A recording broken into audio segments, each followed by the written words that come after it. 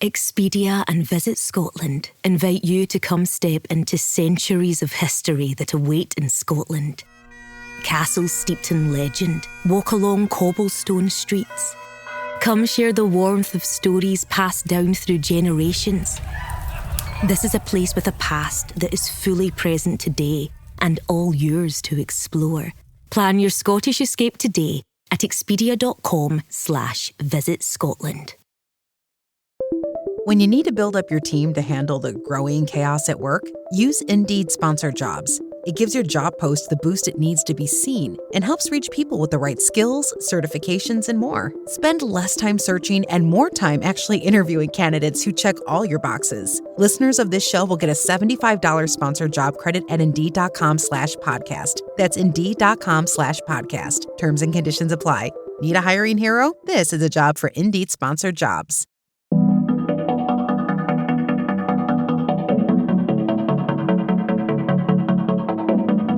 Welcome back to Supernatural Japan, the podcast where folklore, history, and the unexplained collide in the shadows of everyday Japan. I'm Kevin O'Shea, and tonight we find ourselves in the neon-lit heart of Osaka, in a place where towering skyscrapers, crowded izakayas, and endless streams of commuters surround something much older, much quieter, and perhaps much more tragic. Hidden among the chaos of Umeda lies a shrine known by two names, Tsuyu-no-Tenjinja, and more hauntingly, Ohatsu Tenjin. This is not just a place for prayer. It's a place where love ended in death, where fiction and reality blurred into legend, and where, even today, whispers of that tragedy still linger.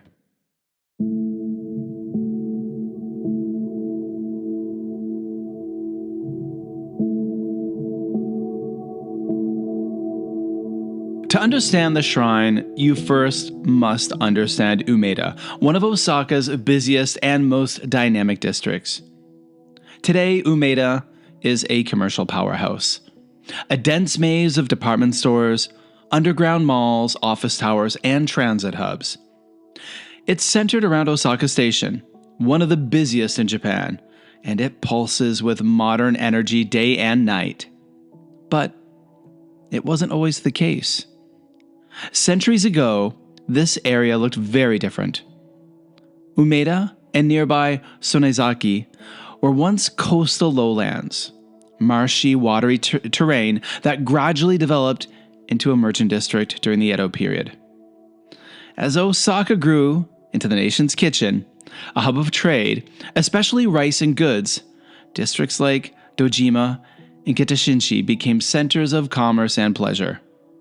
This was a world of merchants, entertainers, courtesans, and rigid social expectations. And it was in this world that one tragic love story would unfold. Long before Umeda became what it is today, Tsuyu-no-Tenjinja was already here. The shrine is believed to have been founded over 1,300 years ago, possibly as early as the 7th or 8th century, when this area was still part of a bay or marshland. It was dedicated primarily to Sugawara no Michizane, the deified scholar known as Tenjin, the Shinto god of learning. According to legend, Michizane stopped here in the year 901 during his exile and composed a sorrowful poem about tears falling like dew. Tsuyu, in Japanese, giving the shrine its poetic name. And over centuries, the shrine evolved, changing names, and became a guardian shrine of the Umeda and Sonezaki area. It survived fires, urban expansion, and even the destruction of World War II bombings, before being rebuilt in 1957.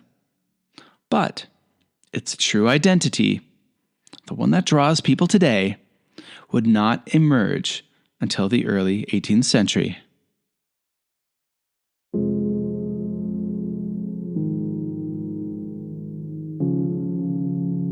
In 1703, something happened here that would change the shrine forever. A young couple, Ohatsu, a courtesan working in the nearby pleasure district, and Tokubei, a clerk employed by a soy sauce wholesaler, found themselves trapped by society.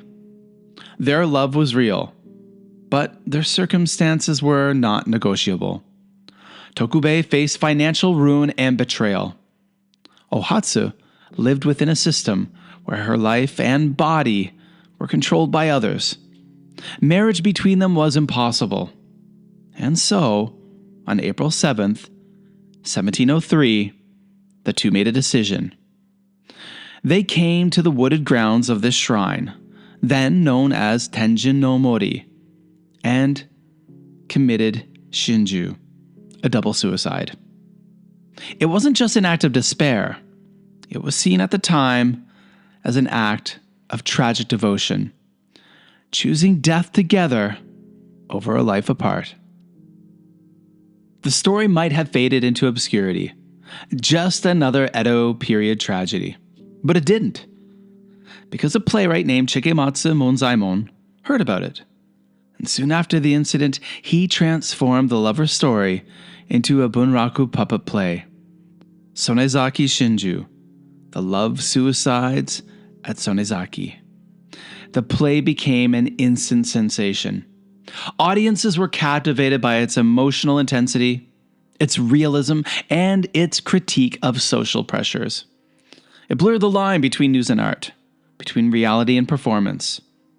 And in doing so, it immortalized Ohatsu and Tokubei. So powerful was a play that it reportedly inspired copycat love suicides across Japan, a phenomenon that authorities later tried to suppress. And from that point on, Tsuyu-no-Tenjinja became something else. Not just a shrine, but a stage, a memorial, and perhaps a haunted place. Today, the shrine is better known by its nickname, Ohatsu Tenjin, and strangely, despite its tragic origins, it has become a matchmaking shrine.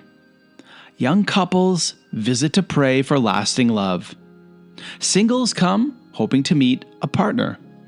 Wooden emma plaques are hung with handwritten wishes, many featuring images of Ohatsu and Tokubei themselves. There's even a love sanctuary within the grounds where a statue of the doomed couple stands, forever frozen in their final act of devotion. Now, during my research, I came across a Yomiuri Shimbun article from March 2026, and it said, the shrine features racks lined with heart-shaped emma wooden prayer tablets, filled with wishes related to love, written in pink or red ink. They contain phrases like, "Please let me meet my destined partner," and "I want to be able to give my love confession letter."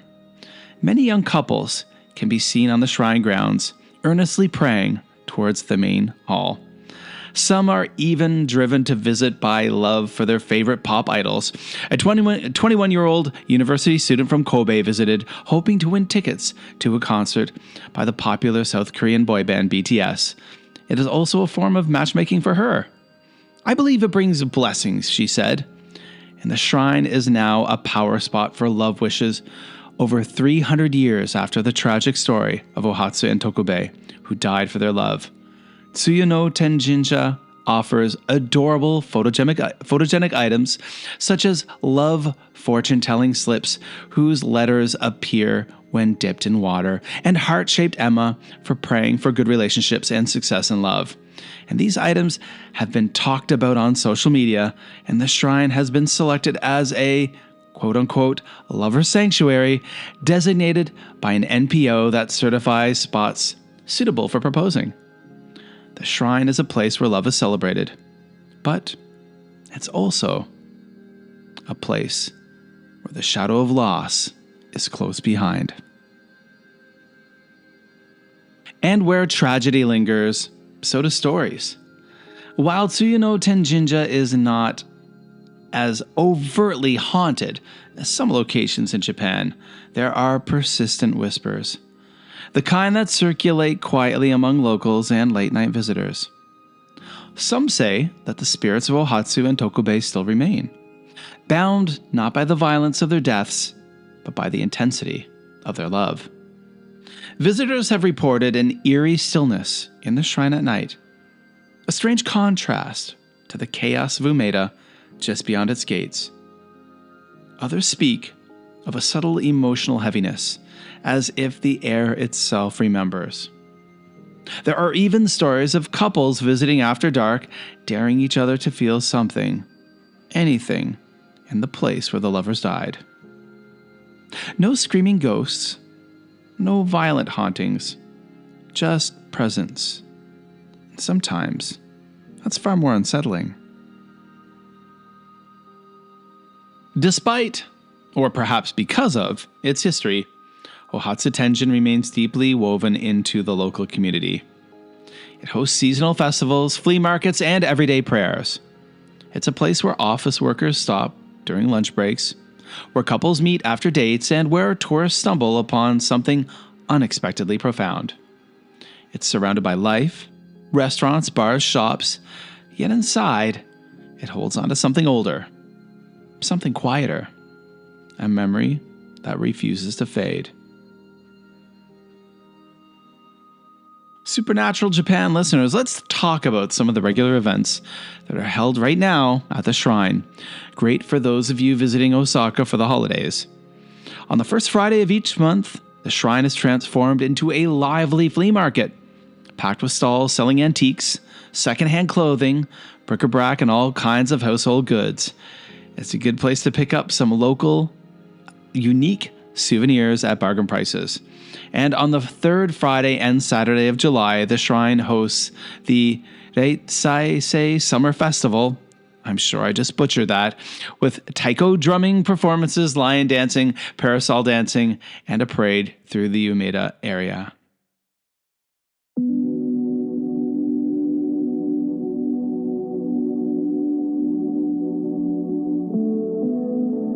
In a city defined by movement, noise, and constant change, Tsuyu-no-Tenjinja stands still. It reminds us that beneath modern Japan lies layer upon layer of human stories. Some joyful, some tragic, and some that refuse to go. Ohatsu and Tokubei died here over 300 years ago. But their story didn't end. It was retold, reimagined, and ultimately immortalized. And maybe that's the most haunting part of all. Not the idea that their spirit remain, but that their love and their suffering became something eternal. Now, folks, I have to admit, I visited this shrine many, many years ago, and I had no idea about this history. So I'm going to be pretty excited because this July I will be heading right back to the location. I will be visiting Tsuyu-no-Tenjinja. It's not too far away from where I'll be staying in Osaka. And I really look forward to seeing it in this different light, this different lens. And I have to admit, I want to go to the flea market, and I also want to go there at night. I think if there was a place in Umeda that would have the possibility of really being haunted, this would be it. I'm curious to see what I feel, what I see. And I'll take you guys along for the ride, of course. I will definitely film some reels, take some footage there that I'll share with you all on my social media, and of course over on Instagram at Supernatural Japan, and on YouTube as well. So that's that. Thanks for listening to Supernatural Japan. If you enjoyed this episode, be sure to follow us on Apple Podcasts, Spotify, or wherever else you listen to podcasts. And if you'd like to help the show grow, please leave a review and a rating on Apple Podcasts, and a rating and a comment on Spotify, or wherever else you listen to us. It really does make a difference. To see shots, photos of Tsuyu-no-Tenjinja Shrine in Umeda, follow us on Instagram at Supernatural Japan, as well as our Facebook group. Links are in the show notes and over at supernaturaljapan.com. If you ever find yourself in Umeda, step away from the crowds, walk down a narrow shopping street, and pass beneath the torii gates of Ohatsu Tenjin.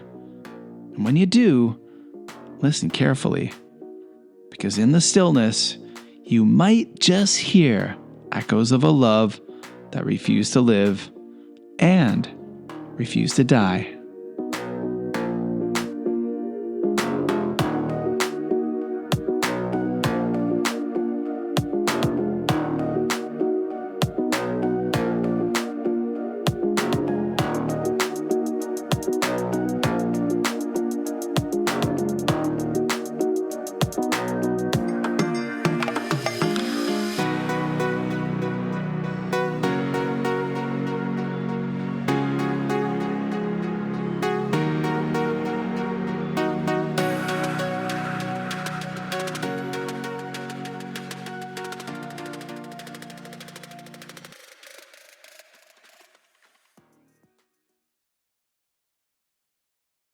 If you're enjoying the podcast you're listening to right now, and you've got a love of the paranormal, then I'm Rob Kirkup, and I think you might enjoy my show, How Haunted.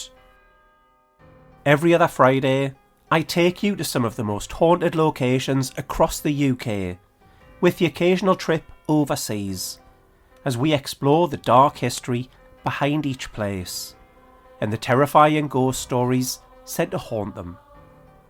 Across the year, there are seasonal specials too, including Christmas episodes packed with real listener ghost stories. And every October, the podcast goes weekly, a themed month building towards a big Halloween spooktacular. You'll also join me on real paranormal investigations, ghost hunts in seriously unsettling locations, with audio from the night so you can hear what happens as it happens. So if you're ready for creepy locations, grim history, and stories that follow you long after the lights go out, search How Haunted wherever you get your podcasts. And join me as together we ask, How Haunted?